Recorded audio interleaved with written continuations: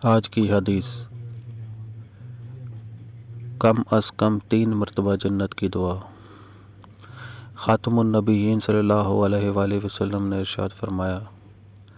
جس شخص نے 3 مرتبہ اللہ تعالیٰ سے جنت مانگی تو جنت اس کے لیے دعا کرنے لگتی ہے کہ اے اللہ اسے جنت میں داخل کر دے، اور جو شخص 3 مرتبہ دوزخ سے پناہ مانگے تو دوزخ اس کے لیے دعا کرتی ہے کہ اے اللہ اسے دوزخ سے پناہ دے۔